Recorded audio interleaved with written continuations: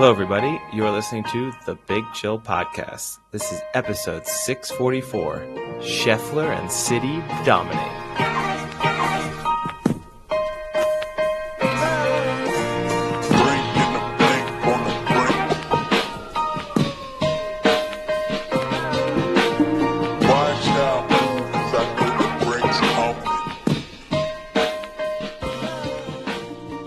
Big Chillians, welcome back to the Big Chill Podcast. Frank, joined as always with Eddie. Eddie, how's it going? Things are going pretty well. A little bit lighter in the head today than I was last time we spoke. Oh, you had the brain surgery. Yeah, I went to the dentist today just for a clean. And while we were there, I said, sometimes I have this, not like a pain, but an issue in the back of my mouth. I think it might be a wisdom tooth. And so she did a little scan. Said, yeah, that one wisdom tooth isn't coming through properly. Pull it out there and then. So any anesthesia or anything? Local, she injected my gums, gave it 10 minutes to numb a little bit, and then just basically yanked my tooth out. Did it hurt? No, it felt weird because I could feel the tooth coming out. The root, right? There was no pain, but you could feel the fact that something was being pulled out of your gums. So that was a little strange. And it was basically, I think she, not to be too graphic, cut a little bit in the gums to free up the space, but then pretty much just grabbed hold of a tooth and pulled on it for a while. There wasn't. And you didn't feel anything really? No. That's crazy. In and out from the start of the dental visit to the end was 45 minutes. Thank God he didn't go with a foot injury. She might have just amputated half your foot off. Well, I was surprised. She did the X-ray, and then she was like, "Yeah, you should probably have that wisdom tooth taken out. We can do that." I was like, "Today, or I come back another day?" She's like, "Oh, we can do it now." She's like, I got 10 minutes to lunch. She's like, if it's complicated, I'll send you to a specialist. But she's like, if I fuck it up, I'll send you to a specialist. She's like, we'll start doing it, and if I either can't get it out or it hurts too much, then we'll do it a different way. But she offered to let me keep the tooth at the end. Did you keep it? No. I decided. Did you even take a look? Did you want to see what it looked like? I wanted to see it. I didn't. Did you see it? Yeah. Okay. Yeah, I got a quick glimpse just because she put it on the little table next to me. So I didn't ask her to see it, but I did the quick glance to be like, how big was this tooth?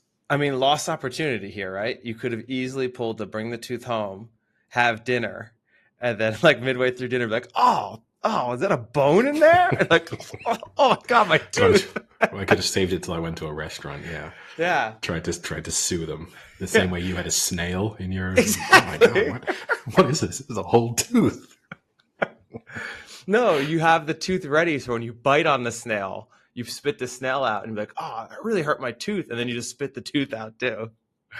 Tough with a wisdom tooth. They are big teeth. Do you think that would have gotten more of a response from the waiter than being like, hey, it's really fresh, man? No, that would have been, it's fresh and we just got free dental work done for you. That would have been a bonus. Just saved you $100 on a tooth removal. That tooth obviously needed to come out. Yeah, he would have tried to spin that. In other life updates, I know you'll probably have some interesting stories from your weekend, but I know sometimes I like to do what my Instagram algorithm is throwing up for me. You know what? And you're ruining my algorithms. Oh. It's unreal. Okay, I don't know why I need to get blamed, but because you send them to me and then I open them and then it thinks that I'm looking at them. It's such a smart algorithm. It can understand what you're watching, but it's so fucking dumb. It doesn't realize that it's being sent to me, and that's why I'm opening it. Over the last week, need to buy a new pair of jeans, bought a different pair of pants too. So been a lot of searching has definitely been going on. A little browser research into pairs of pants and stuff like that. So unsurprisingly, on Instagram and other platforms, I've definitely had more pants, jean ads and stuff like that, to be expected. That's normal cookie related ad incentives. But on my reels, I'm now also getting one of the more amusing turn of events. I'm getting this account called Wrangler Butts, which is it's just like cowboys in tight pairs of Wranglers with big butts, just walking around having their butts filmed. Can we clarify? Is this male or female cowboys? These are men, Okay. and the audience is probably entirely male too. Having looked at Do the you know that section, because former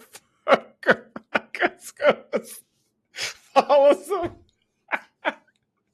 Is Sam following Wrangler butts? Liked by.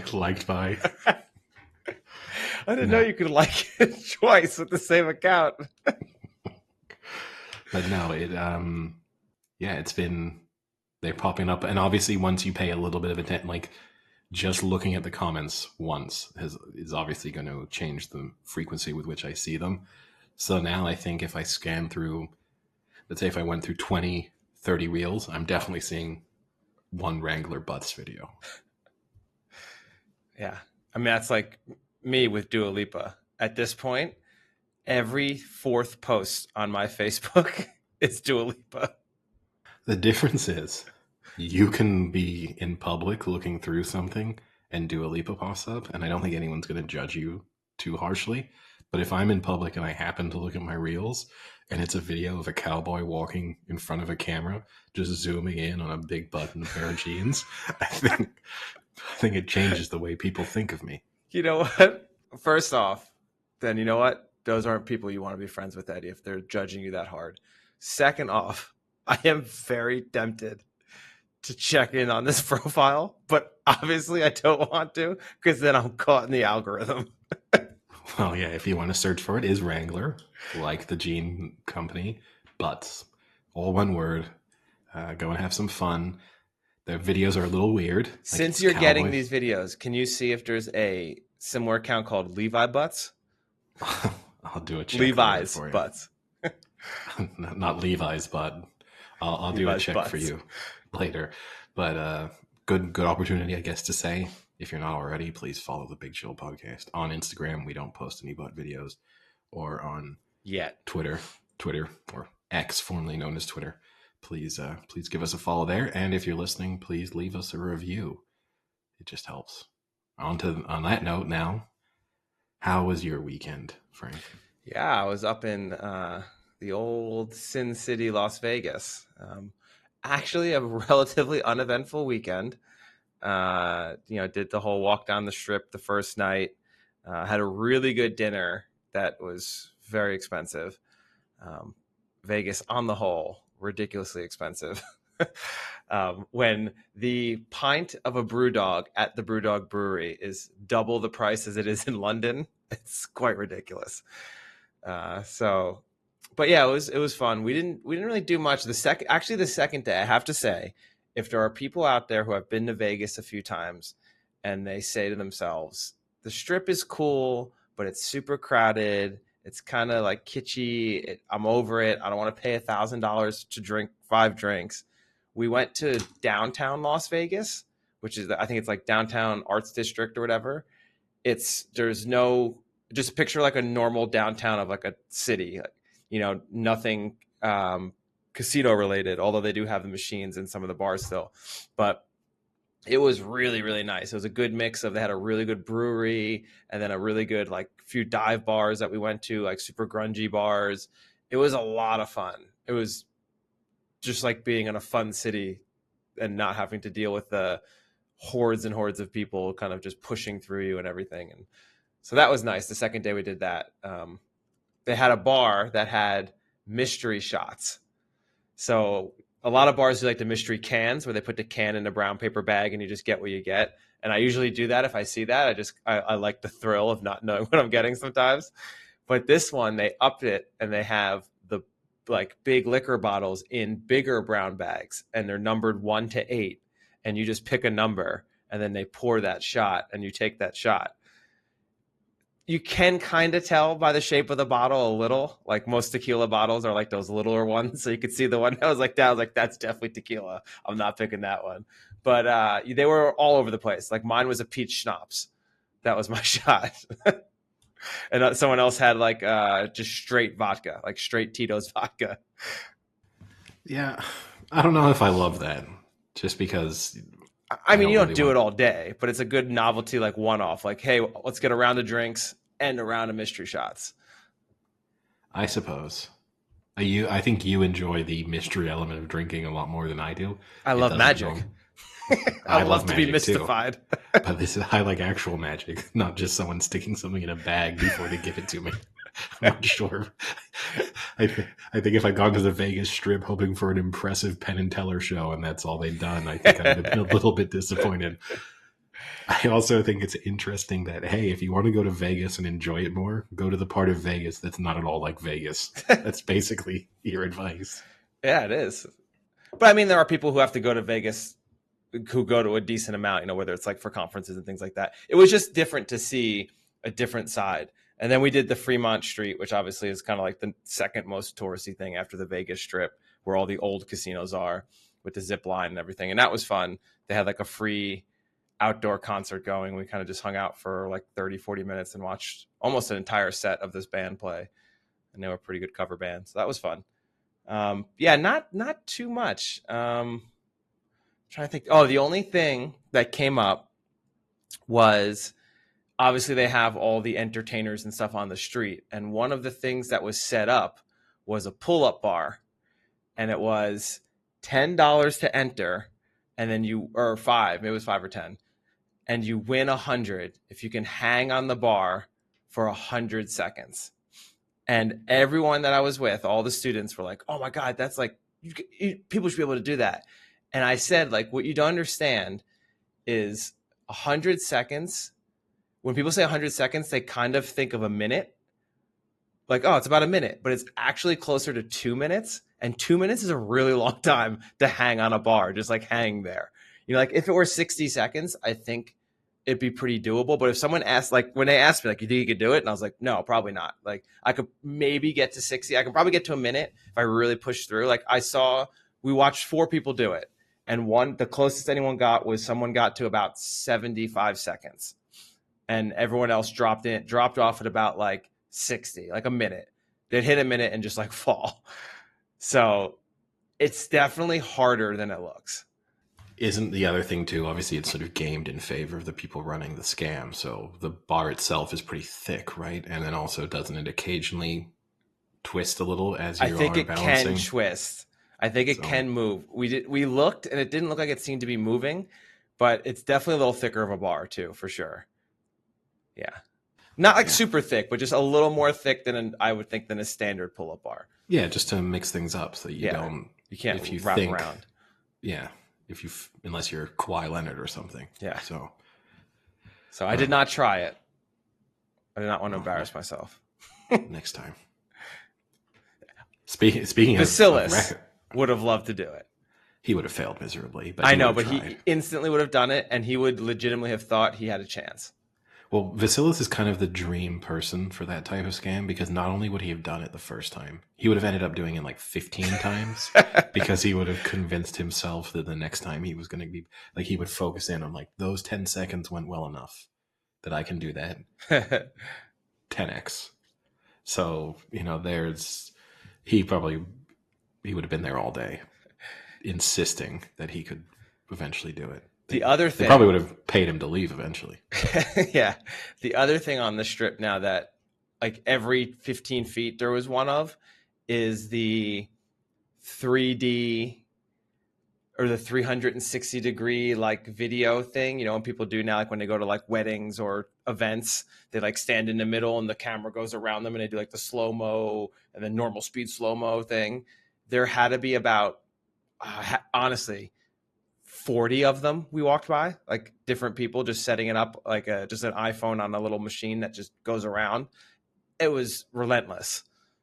And no one did it. We didn't see one person do it, and there had to be at least 40 of them we saw. So I don't know what that's all about, but maybe it's time we retire that little thing. Maybe. Before we get on to sports, there's obviously busy sporting weekend though. One thing I did see this weekend then, speaking of things that maybe Vasilis would want to take on and maybe even that I would consider taking on, I did see that a British man in Sydney broke the record for the most pubs visited in a 24-hour period. What do you think that number was? Say it again. Run it down one more time. He broke the record for the most pubs visited in a 24-hour period. In the UK. And he was in Sydney. Oh, he's in Sydney, but he's a UK person. He's British. Yeah. Okay. But It makes a difference. Oof. Now, the rule is to make it clear to people. Do you have to have a drink? He has to have a paid transaction for a drink. It doesn't have to be alcoholic. And a minimum... So you have to drink it. You have to drink it, and it's 125 milliliter minimum. That's the Guinness requirement. Oh, so like a shot wouldn't count. No, it's to kind of normalize that. It's like half a can of a standard soda can for people to think about, pretty much. 24 hours.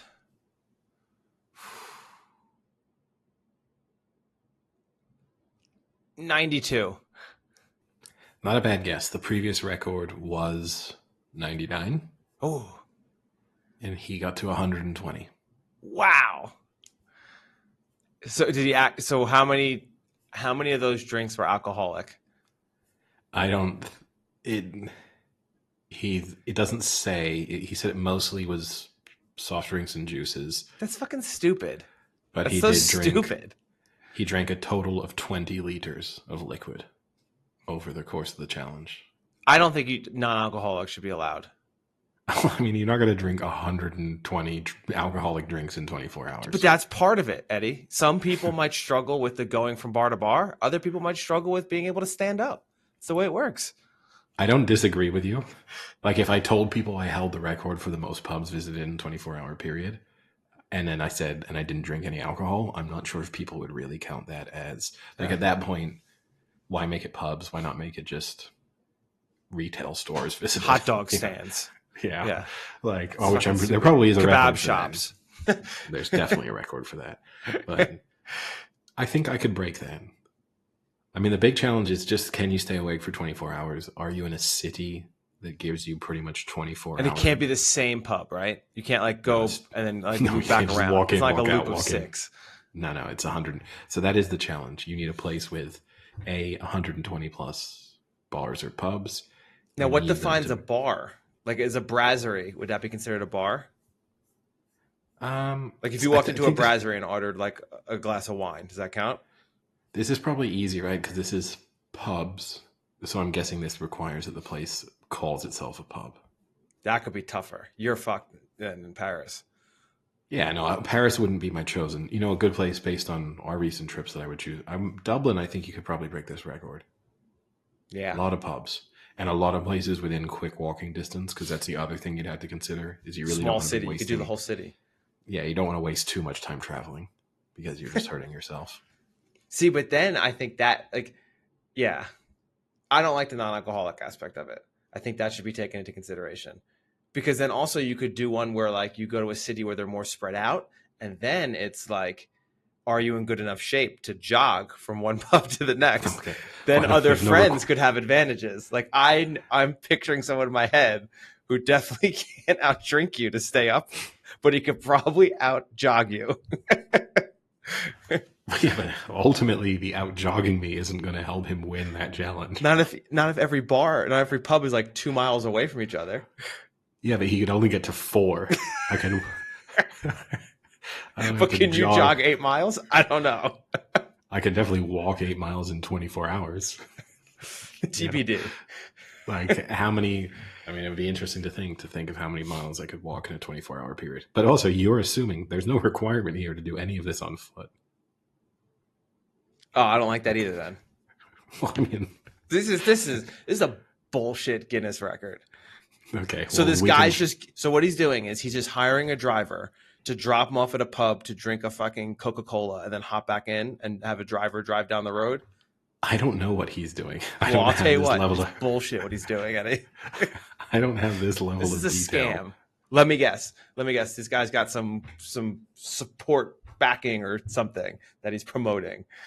I don't think so. Who's he doing this for, Eddie? Okay. Get this guy on.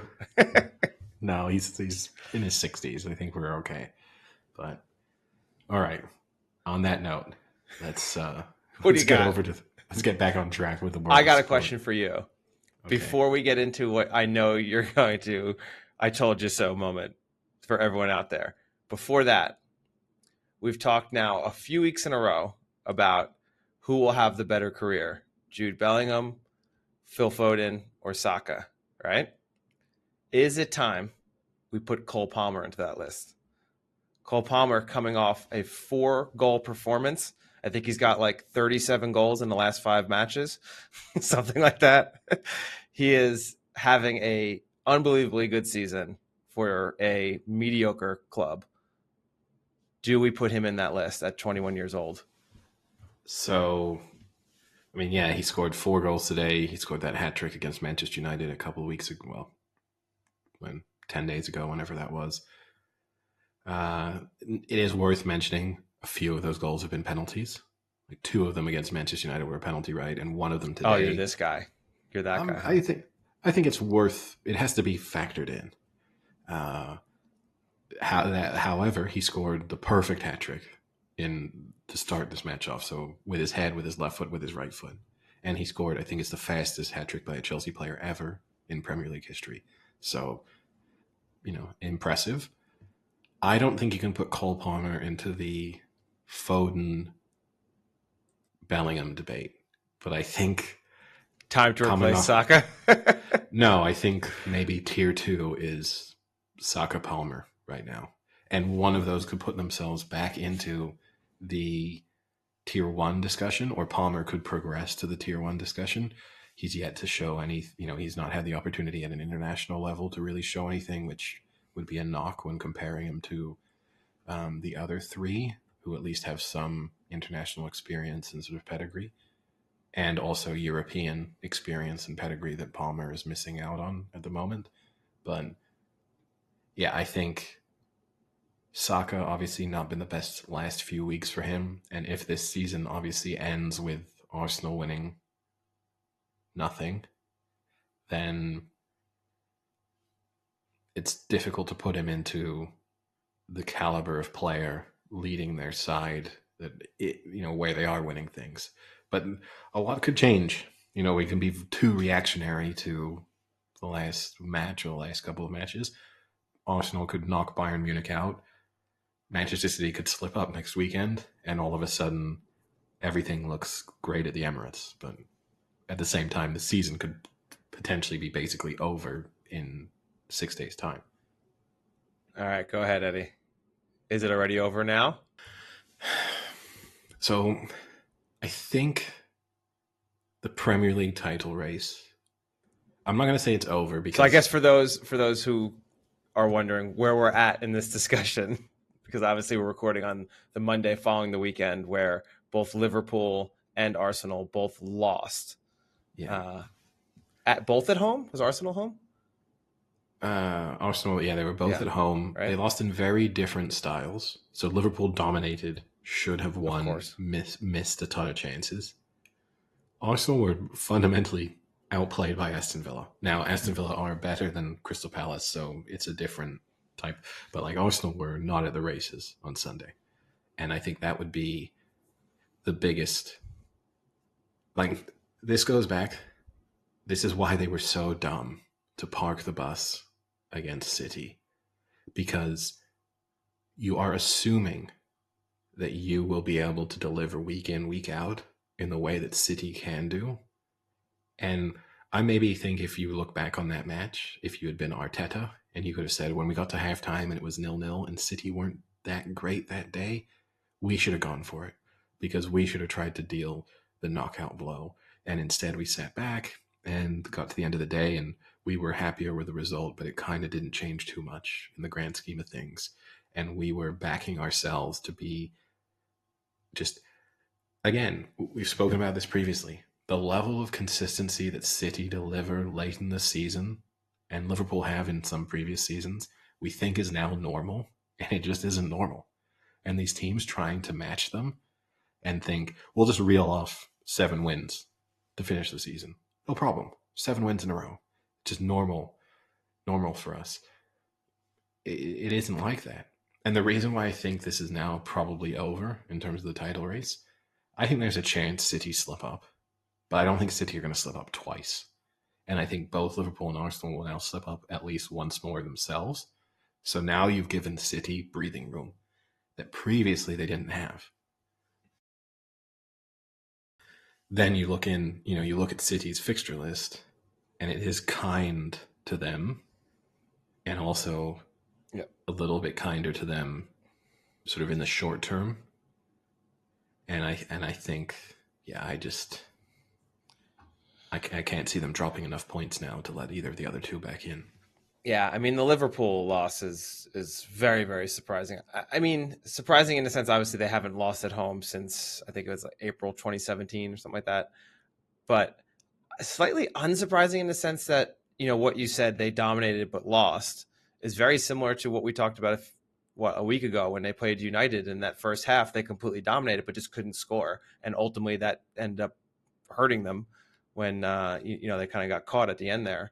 So maybe see that coming, or they're just not scoring when they should, versus City, who I didn't get to watch the match. I was at a conference, but I did, have the flash scores up and everything. But then after the match, saw they had 37 shots and I think 17 on target, which I've never seen 37 shots before. I've seen it in like if City's playing an FA Cup 5th division or whatever, but playing in a Premier League match, 37 is insane. It's got to be, it's hard to think. I can't think of too many matches I've seen, if any, where there's been 40 plus attempts on goal. I mean, you also had to factor in, right? Their first goal was an own goal. So you have to think that one of their goals doesn't even go on that statistic, if you see what I mean. So, but yeah, you look at Liverpool against Crystal Palace, 21 attempts at goal, 2.97 XG, and obviously don't score, lose 1-0. And then you go back to that Manchester United match that you mentioned, and they're 28 attempts on goal. So that's, a lot of attempts over the course of 2 matches to end up with only 2 goals. It's really bad finishing across that period of time. You then throw in the fact that they lost to Atalanta 3-0 at home in the Europa League on last Thursday. So their European adventure, even though they'll probably tell you they didn't really care about the Europa League, but they're going to care when they kind of end up with nothing in their hands at the end of this run. I know they won the League Cup, but it's going to be, for the position that they were in a few weeks ago. We're not that far removed from when they were thinking about, could we win the FA Cup, the Europa League, and the Premier League? Manchester United ruined the FA Cup dream, somewhat ruined the Premier League dream. Crystal Palace might have ruined the Premier League dream altogether, and it looks like Atalanta will ruin because I don't know what you do now if you're Jurgen Klopp, because I think had they beaten Palace, they would have said, you know what, we're going to go to Italy now. Let's rest a few players. We're out of this tie. Don't worry about it. We're focusing on the Premier League, because they would have thought they would have gone into this Thursday's match top of the Premier League. Just, it's in our hands. We win all our matches, Premier League champions. Now it's out of their hands. Do you play a strong team against Atalanta and hope you can overturn a 3-0 deficit? And in doing so, you tire out your players a bit more? I'm not sure what you do. Yeah, it's tough. I think you have to. I think at this point, if they figure you're done, Premier League over. Yeah, but I mean, are you going to beat Atalanta by 3 goals or more? But certainly by 3. I mean, Italian sides, they're suited to playing defensively. Atalanta are, pretty decent. We're not talking about some, terrible team. They're 6th in Serie A, so they're not incredibly special, but they're not awful at home. It's a tough task. I don't know what to do. I think I would rest players, but because again, I do think City, I know I said on the last podcast, just put City down for all wins. I think there is a chance, obviously, City drop points somewhere along the way. But then again, I think both of these teams, they don't. I think they will too. And that's the reason why Liverpool are even in a worse spot, because now not only do they need City to drop points, but they They also need Arsenal to drop points because they're level on points now with an inferior goal difference. So not only do they need to slip up and be City to slip up and be perfect, they also need Arsenal to slip up. And first, I think the equation is becoming quite difficult for Liverpool. So I actually have those stats for you now, Eddie. Most shots in a Premier League match in history. Okay, yes. Can you give me the year? I can give you the year. 2012, May of 2012. May. So end of the season. Man City against QPR. Yeah, did you just look this up? No, I just assumed it was last match of the season, right? It's when they won. They came from behind. So May 2012, Man City's first ever Premier League title. They won 3-2. Last two late goals from Aguero. and Dzeko. Yeah. So 44 shots. Okay. Joey Barton was sent off. I had to be able to make my guessing recently has been a little bit off the mark, so I had to make amends. That was Nice. That was a good year to give me May 2012. That was a bigger clue than you maybe realized it was. Yeah, that's true. And then so 37 is sixth place all time, tied for sixth. But out of those six, it is the most goals from a match of those six. So obviously they scored 5, which is a pretty good tally. Huh. Not bad. Yeah, we'll see. This is an interesting.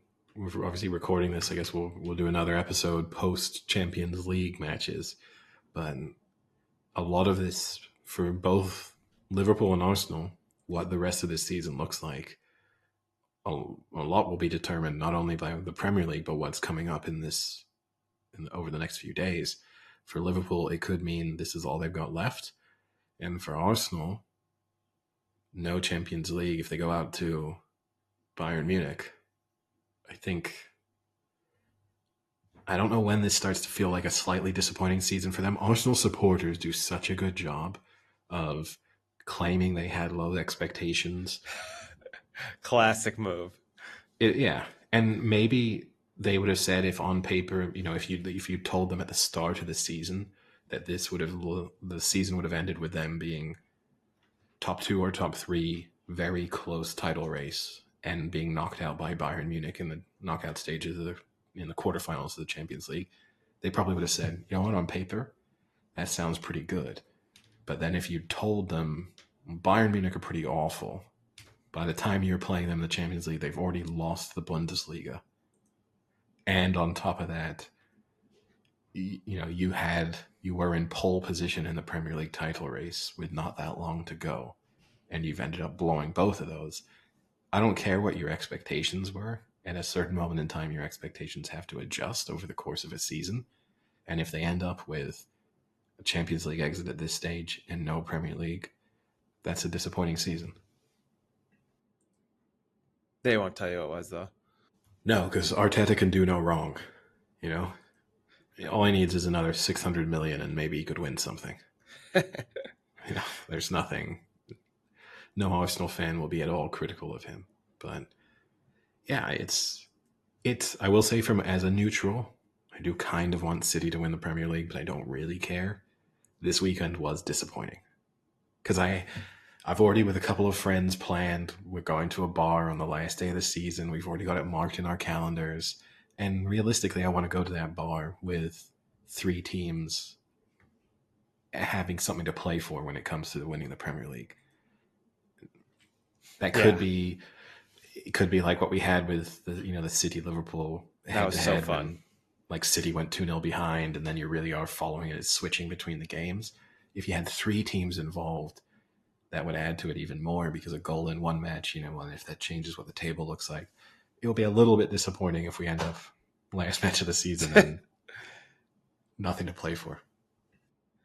Yeah, it is always fun when it goes down to the end, but I mean, maybe we're just getting a little spoiled from that.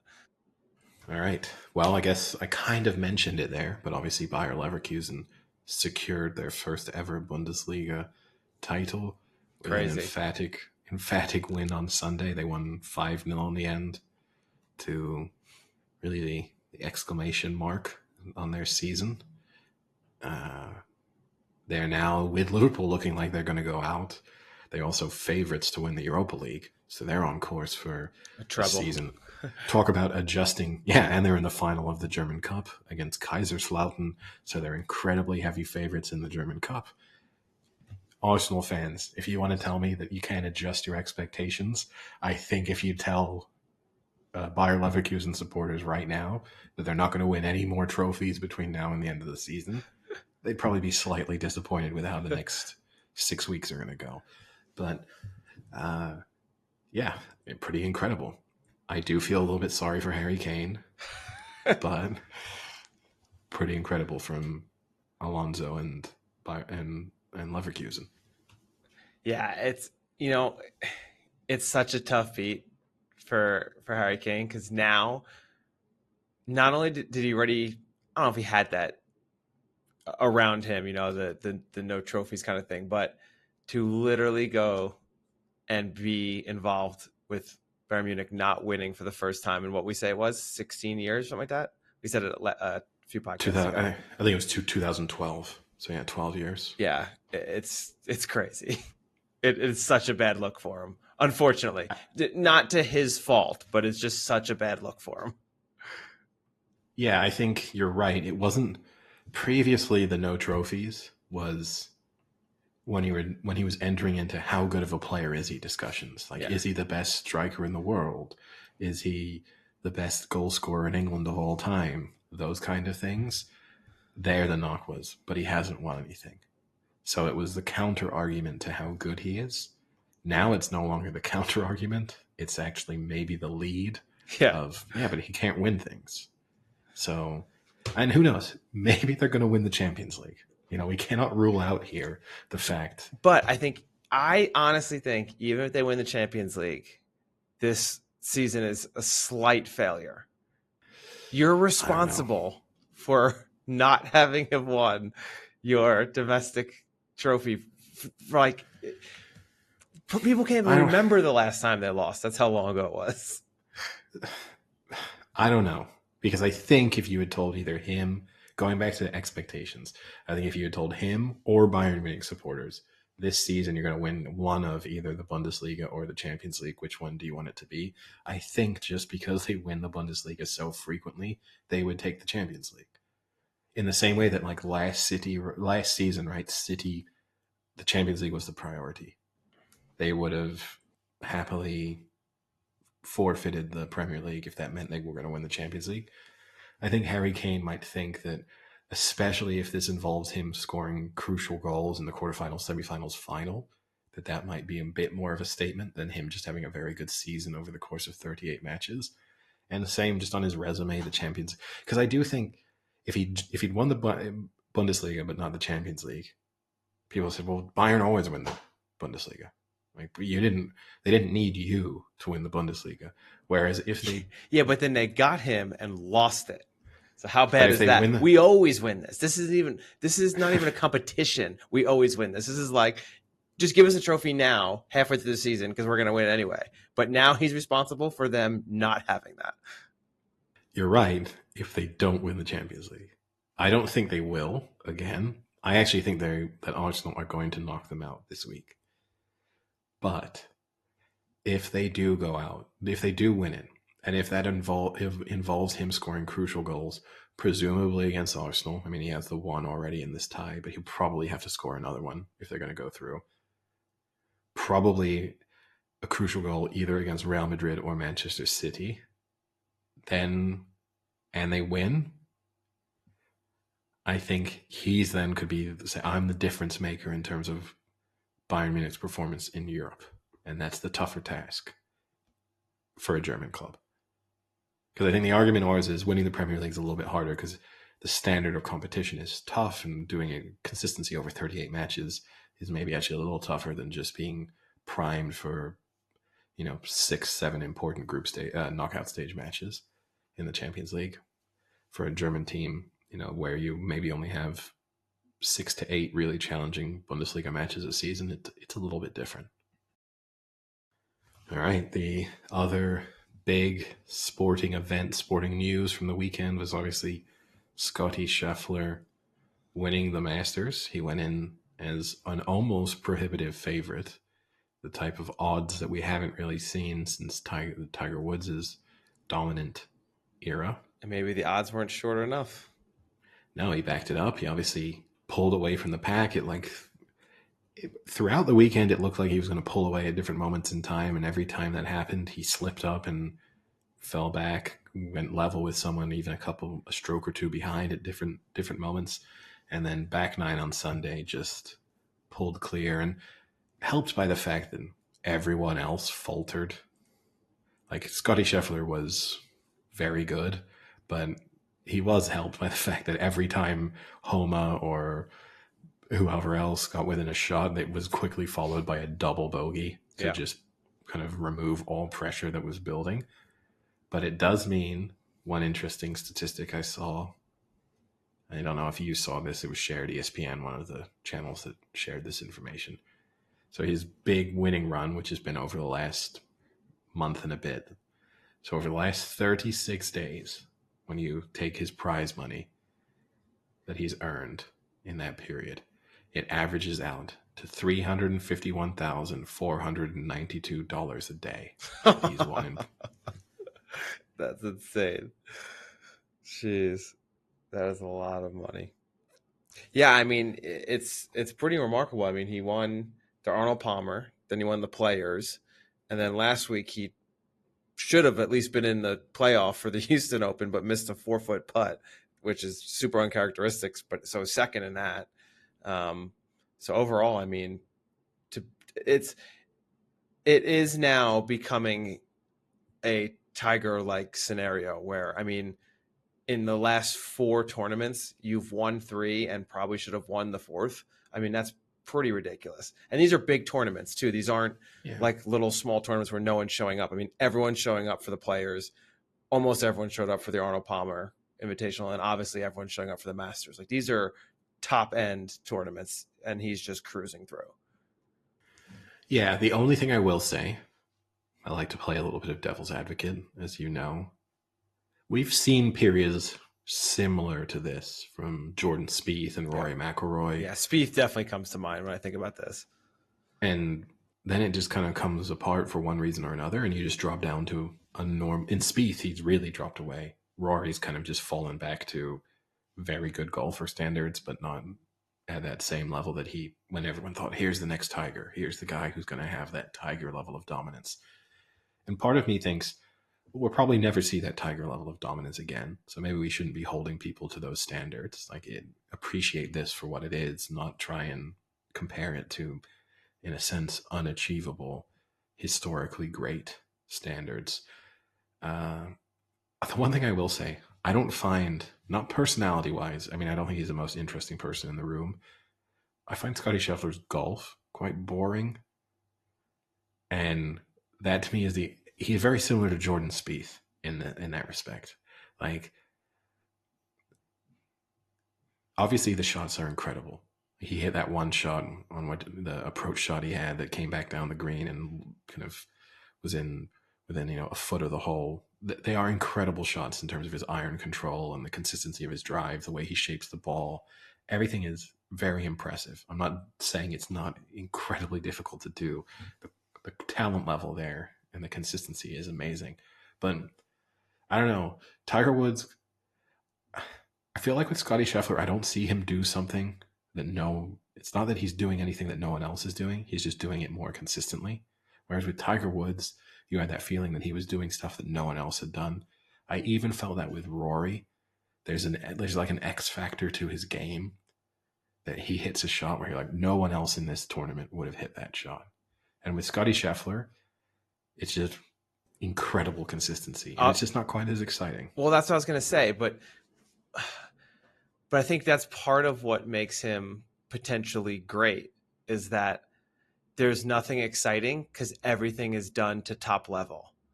Do you know what I mean? Like, he's number one in fairways hit. He's number one greens in regulation. He's number one short game.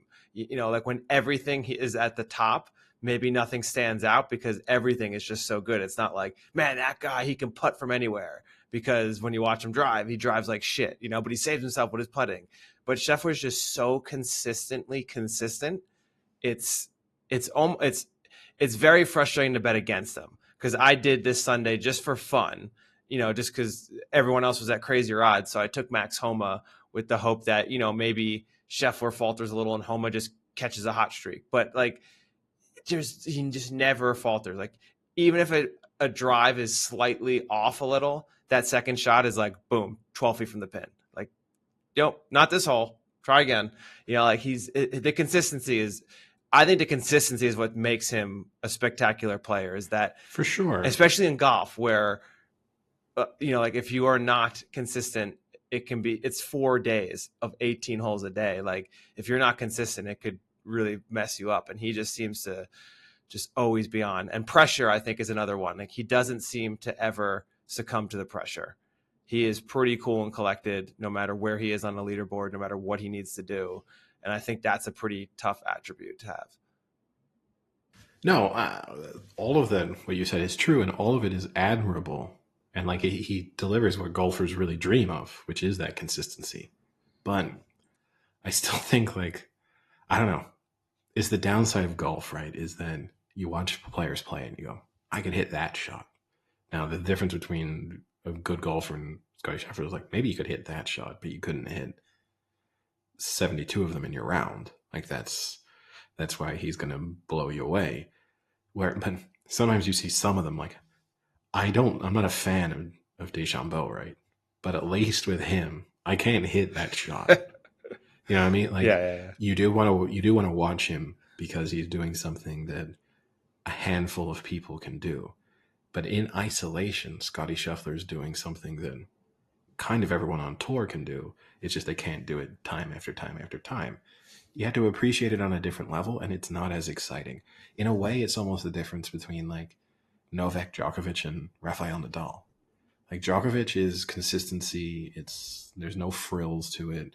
He just kind of grinds you down. Great stamina. Makes very few mistakes. Nadal's hitting forehands that you couldn't dream of. Like, it's a style. And which one do I prefer? I mean, Djokovic is going to win more on more surfaces, but Nadal's more exciting. Like, that's at the end. I think for me, at a sport, it's more what I want. I also think Scheffler, like, post winning the Masters, his comments, he was big on the, well, win or lose, my life doesn't change that much. And yeah, it's like, come on, man. Like, really grounded. You can straddle the line between being humble and grounded versus not appreciating how cool the opportunity that you have is. The fact that you get paid $360,000 a day over the last, and the fact that people are paying thousands of dollars to watch you play golf.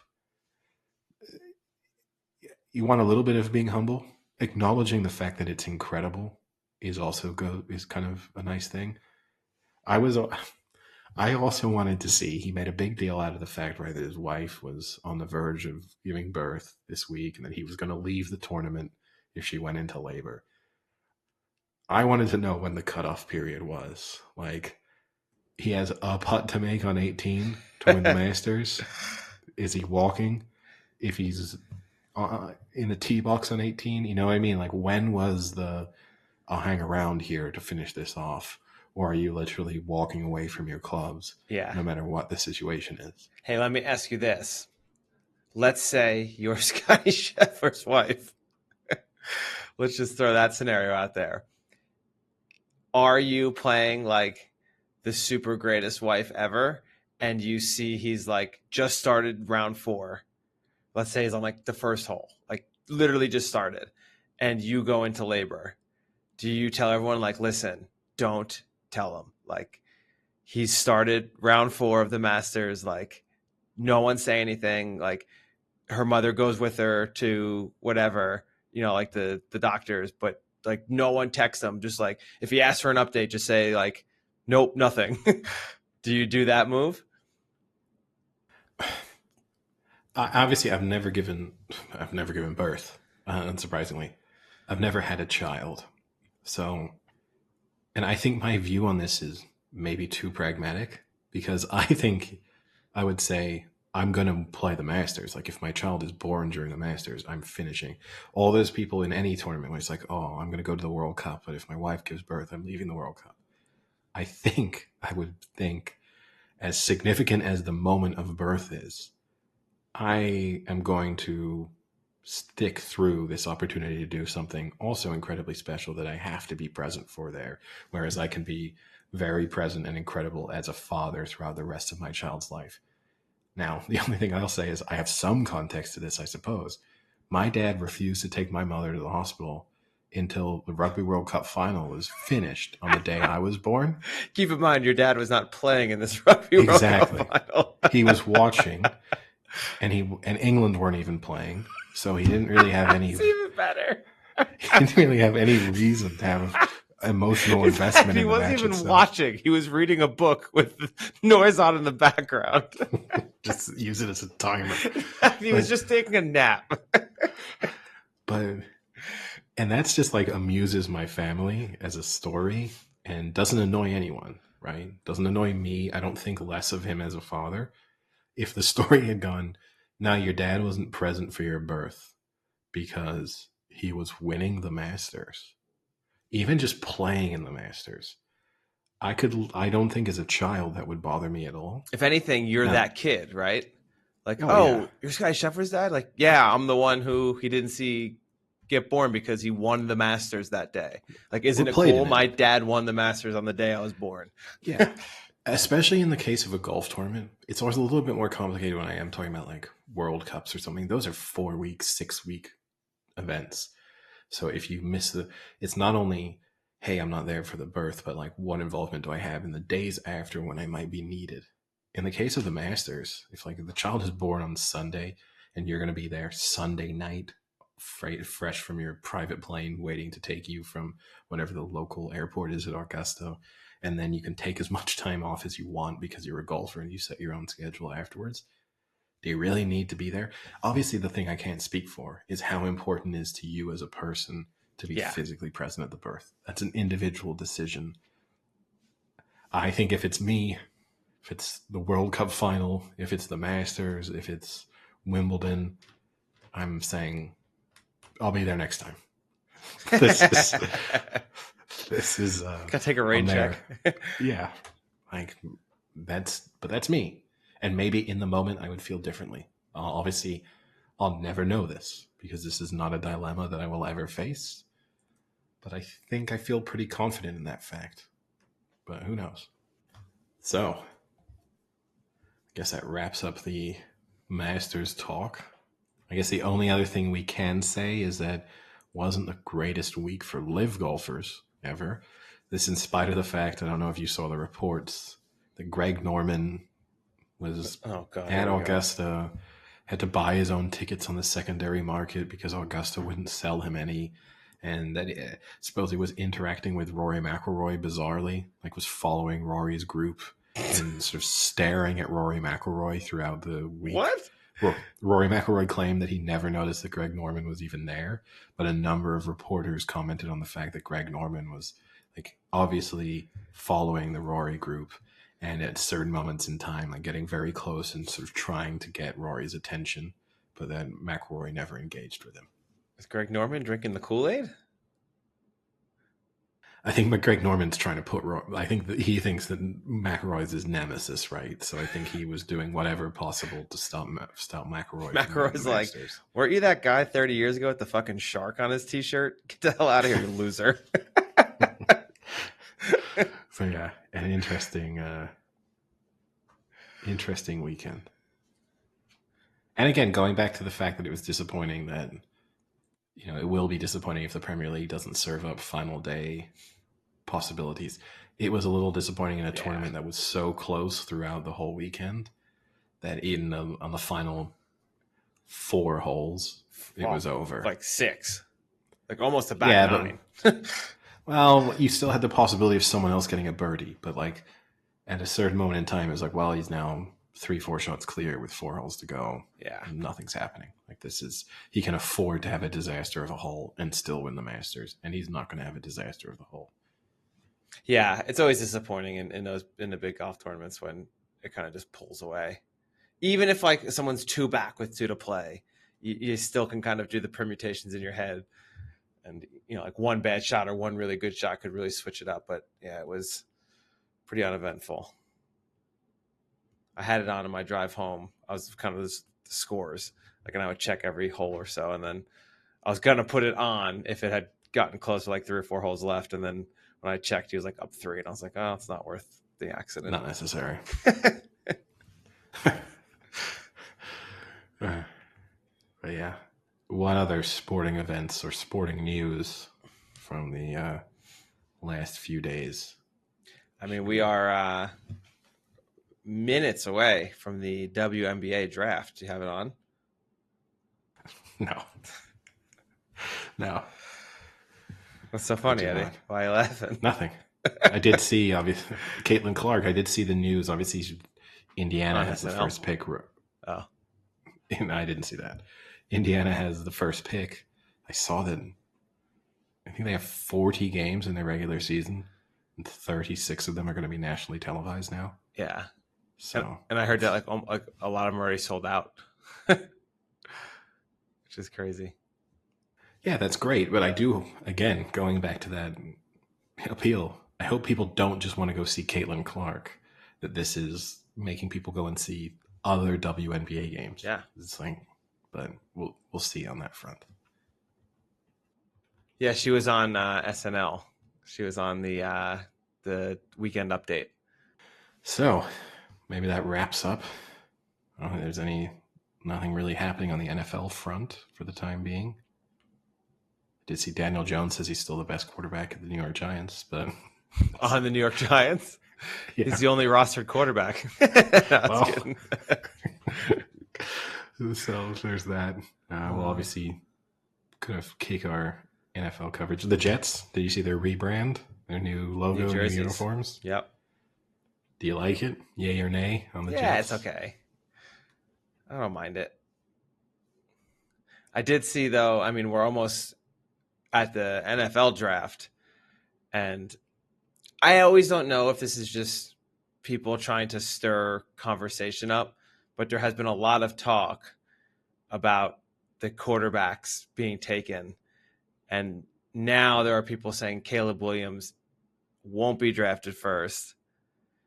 A few people had him actually ranked below Daniels and May. I saw one analyst had him ranked third in the draft class, which is crazy. And then I saw another person saying that J.J. McCarthy could be like the third quarterback taken in the draft as well, which also blows my mind. And then I really enjoyed when someone put up the J.J. McCarthy highlight reel, and it's him just handing the ball off to Corum all season. It's so good. There is obviously a lot of buzz about J.J. McCarthy, how he is sort of the ideal NFL quarterback. I don't see it. People want efficiency and efficiency. What? We watched 2 big games where he literally just had half his throws were just not even close.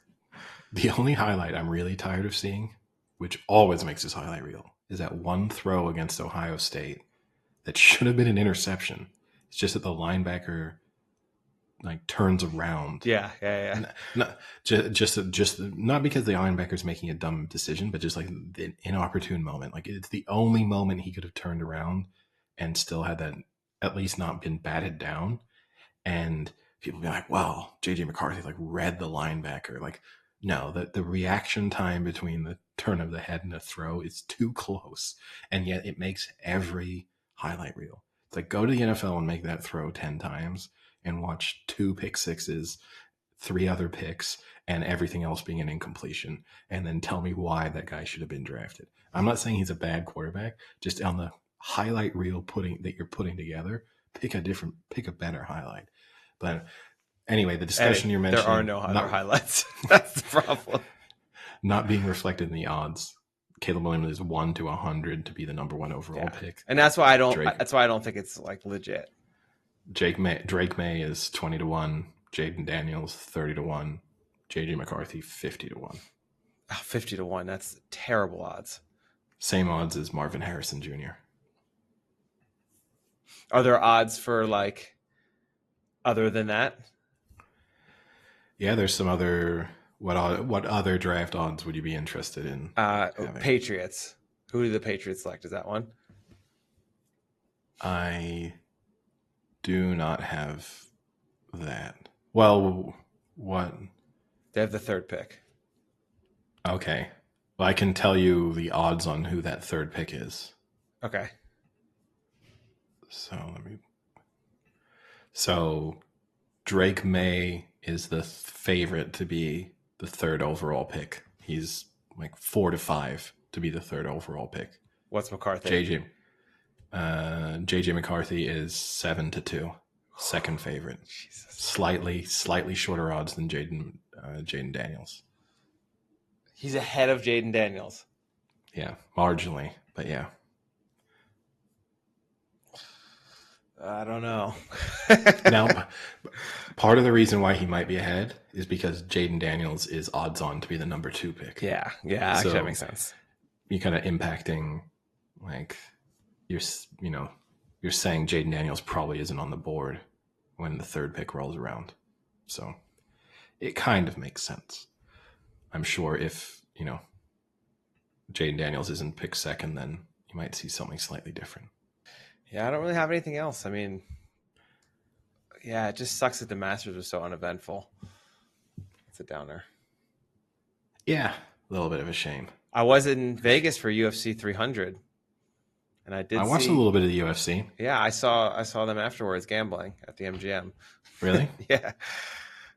I don't know who they were, but they had cauliflower ears. Yeah, I knew they were UFC and fighters. Security. And yes, yeah, the crowd around them was the bigger giveaway. I watched because I woke up obviously early to play in the softball game. You watched the knockout. I watched the Pereira fight. Is that the one that had like the really bad knockout? The like pretty quick finish. Yeah, I think so. Are you talking? No, I'm not. I'm talking about the one on the undercard. The like at the end where he where he like waves him in to like just like throw hands for the final 15 seconds of the fight and then knocks him out. Yeah, that was insane. The names escape me, but yeah. Yeah, it was unfortunate because we were in Vegas, but obviously it's still pay-per-view. So all the bars had the undercard on, but then as soon as it went to the pay-per-view, a lot of them didn't have it. Really? Well, we were in just like local bars. I wasn't at like a sports bar. Yeah. I think if I went to like a big sports bar, then yeah, maybe. It would have been interesting. I don't know if the sports book would have had it. That would have been interesting. You have to think so. Right? I would think so. You'd have to. Just otherwise you're losing out on business. Yeah. So how non-sports wise then, TV catch up. Have you had the chance to watch the final episode of Curb Your Enthusiasm yet? Oh, I did. Okay. So we can discuss that now, a week late, but what were your thoughts on the finale? I thought I completely nailed it with my prediction a few months ago where I said he's going to go on trial. All these people are going to come in, say how terrible he is. He's going to go to jail, and it's going to end with a scene of him sitting in jail saying something stupid like they did at the end about the button or the zipper, I think was the end, right, of Seinfeld. And then this one he was talking about the zipper pants tent thing. And I literally thought I nailed it. And then they did a pretty good job, I think, at the end. Although it's slightly strange that Jerry Seinfeld comes in, like not really being a regular on the show, besides that one season where they did the Seinfeld reunion. But that Seinfeld kind of comes in and like saves the episode a little. I thought that was kind of interesting. But yeah, it was pretty good. Yeah, it's tough to wrap up a show like that because it's not like you have big storylines to finish. Like it's not like other shows where you feel like there's some conclusion there. You did pretty much nail it. I will say that for the most part, you did get most of it pretty much spot on, but I thought it was fine. Like overall, the final season wasn't spectacular. Could be the worst season. the last couple seasons, it was different. It was definitely tailing off. It was the right time. Yeah. As much as I enjoy watching it, it still gave you the occasional laugh. I think having recently done that full rewatch makes you really appreciate how much funnier those early seasons So are good. compared with what it is now. And it's not a bad show now. That's what I'm saying. I hate there is the take from people being like, thank God it's over. I think that's too extreme. Yeah, I But mean, that's stupid. It's still one of I the still funnier enjoy shows out there. I still enjoyed watching it and Yeah. looked forward to the new episodes. It just wasn't the same. It was an A plus for a while, and when it finished, it was like a B minus, and a B minus is still better than most shows on television. So, but yeah, you pretty much nailed it. It was an interesting. I thought I was a little surprised that they did do the character witnesses coming in, just because, like we said when you mentioned it, they'd already sort of done that with the Fatwa episode, so it was kind of repetitive, which was the only issue I would have with it. Is you kind of already done that, but no, it was fine. Leon had, I think, the line of the episode though when Auntie Ray came in. And he's like, "Oh, Auntie Ray, she's always got those candies in her bra. She's got those taffy titties." Like, what a good line. He has some really funny, like the way he says things, and like his word usage is so spot on sometimes. He's just, the shit he comes up with is so funny. That was such a good one. The taffy titties. Oh, that's great. Oh, glad it really stuck with you.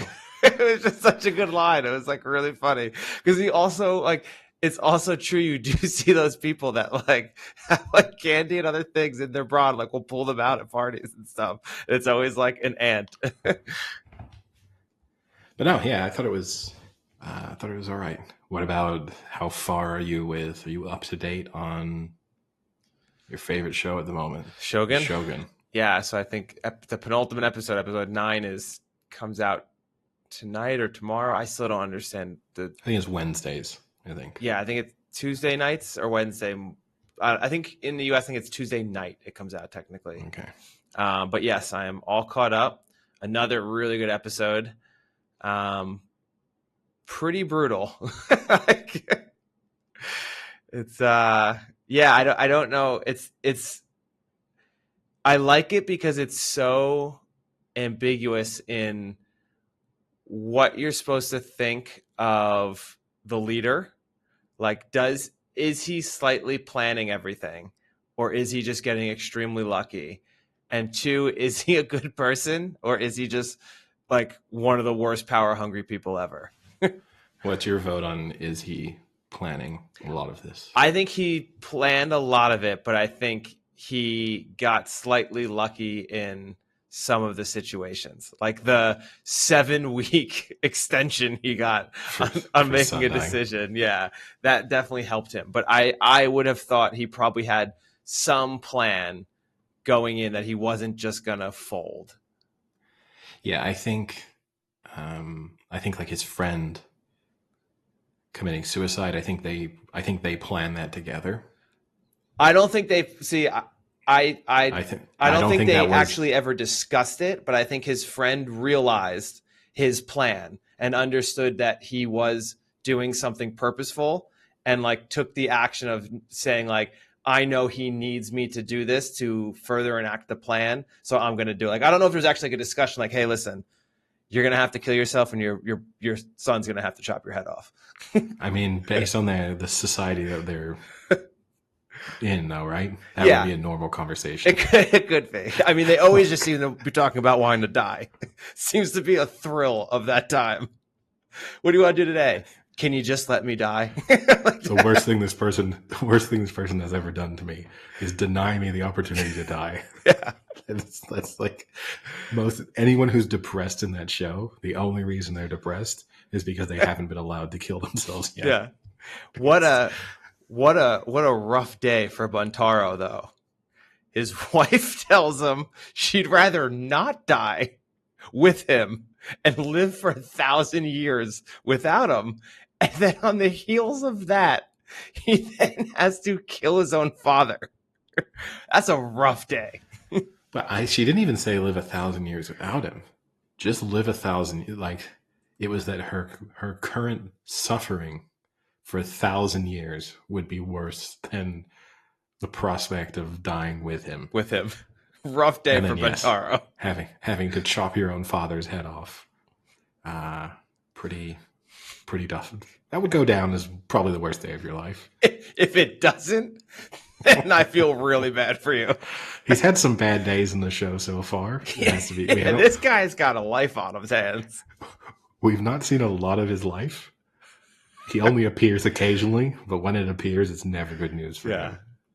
Like, he doesn't have a lot of nothing good has happened. I mean, it's tough. He also beats his wife, so maybe deserved. But at some point, I mean, you still got to feel for someone, no matter how terrible of a person they are. I was feeling a little sorry for him in the last episode. Even in the interactions with the wife, I felt a little sympathetic. I will say, obviously, if you've read the book, it always goes back to this. If you've read this book, you know everything that's happening and what's going to happen. I'm assuming it's pretty true to the storyline of the novel. Major things changed. Oh, yeah? So I'll just say one thing. Go ahead.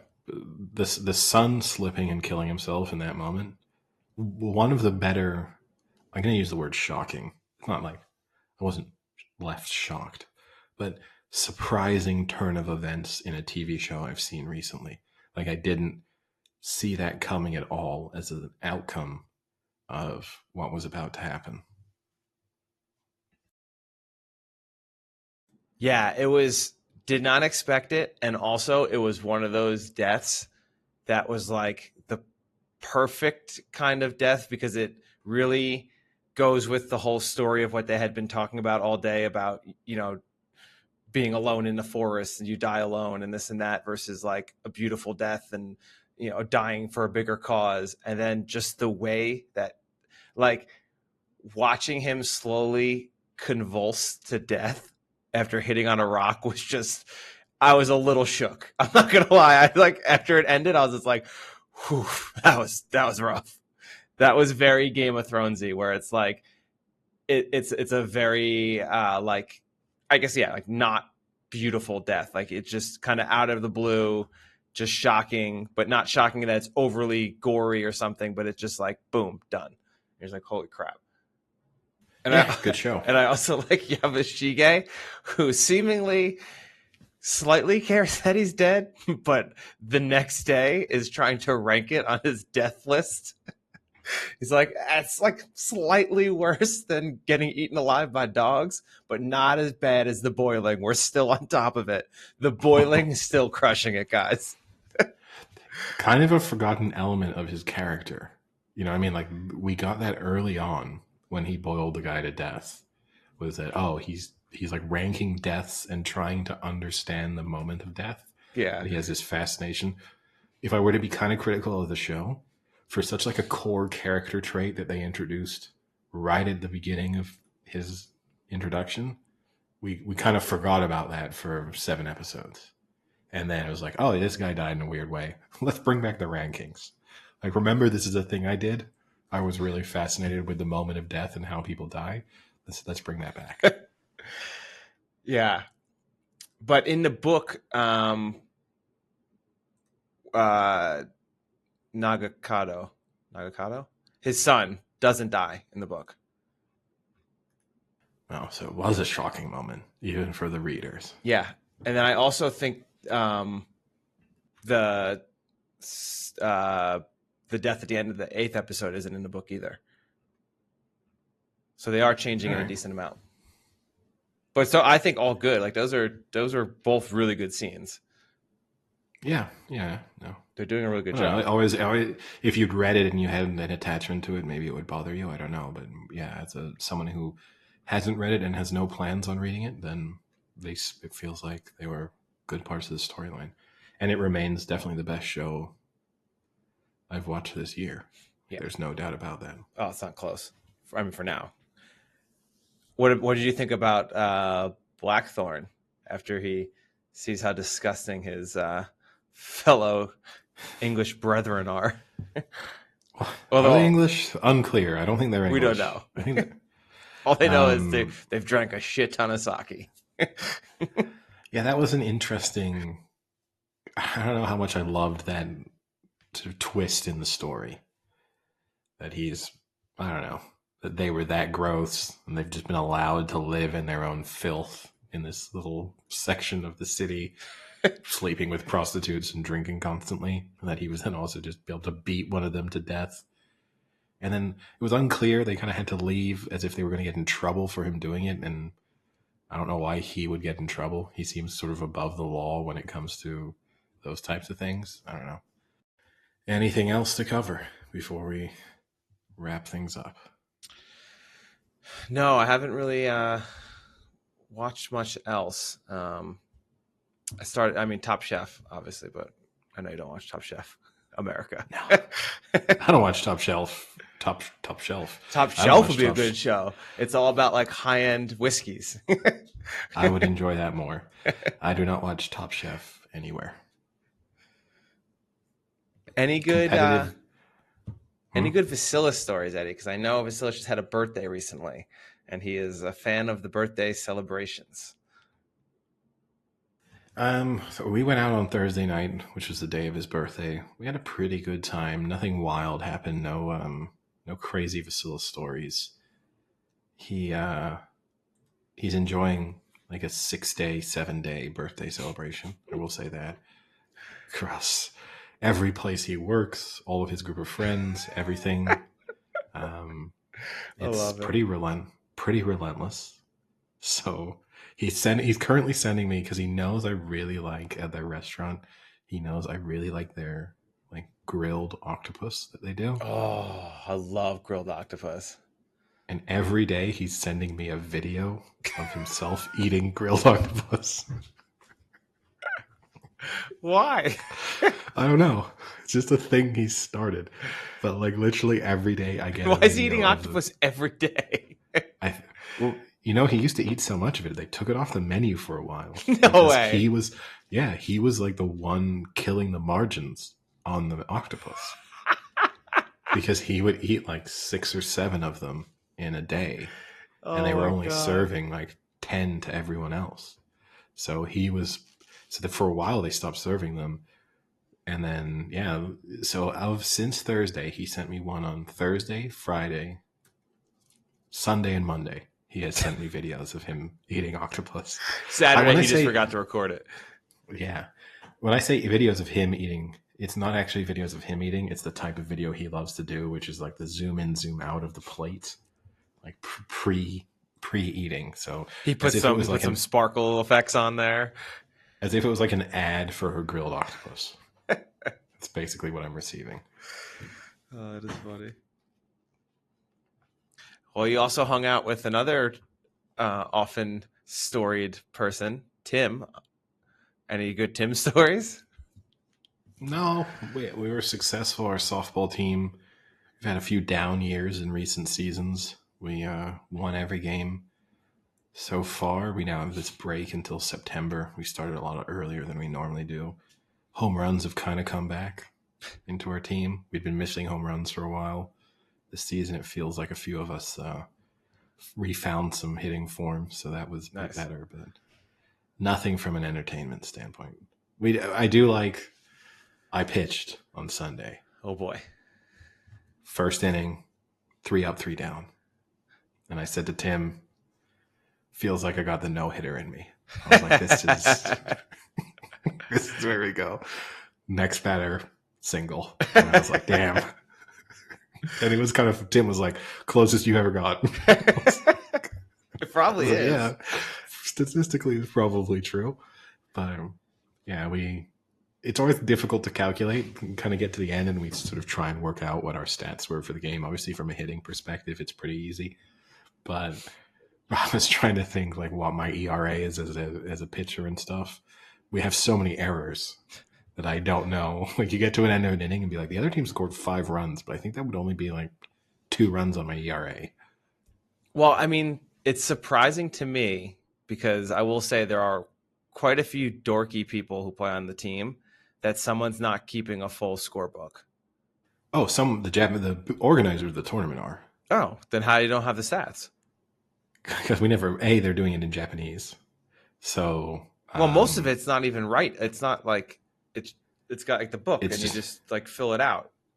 Yeah, but then all the additional things. I mean, it looks different. I promise you, it looks kind of different. But yeah, they are doing the drawing book, around, yeah. like, yeah, with the diamond on the for each hit and showing you like double by drawing the two lines and stuff. But no, they have, because I participated in the committee meeting before. I mean, they have the records going back. This year is the 103rd tournament or whatever. They have the records. Nice. Nothing has ever been done digitally. The schedule's not done digitally. Nothing. They hand you. I mean, actually, now that I think about it, they probably have a really nice app that does that now. Oh, for sure. It's probably so user friendly and so easy. But I'm going to say, and this is a very positive stereotype, but because they're Japanese, while they're doing it in the meeting, it's so meticulous. And like everything they have a tool for like every aspect of it, you know, like multiple rulers for different lengths of different things they're doing, and different pen colors for everything. And like they give you this at the end with like our schedule and other things. Everything was handwritten, but it was perfect looking. A lot of it was in Japanese. So we didn't understand anything. but yeah, no, it's impressive. But yeah, nothing is done. Again, realistically, if I were starting the league today, everything would be done by email. And there's like you'd have an app or a website for it. Like there'd be no need for the in-person meetings, and there would no need to write anything down. But yeah, they do it all. You know, there's the two guys sit behind home plate. There's scorers. They have little booklets out, and they're scoring every game. They never play. They're just there to do that. All right. Well, anything else? No, I think that's it. All right. So that will call it a day. Sounds good. All right. Talk to you later. See ya.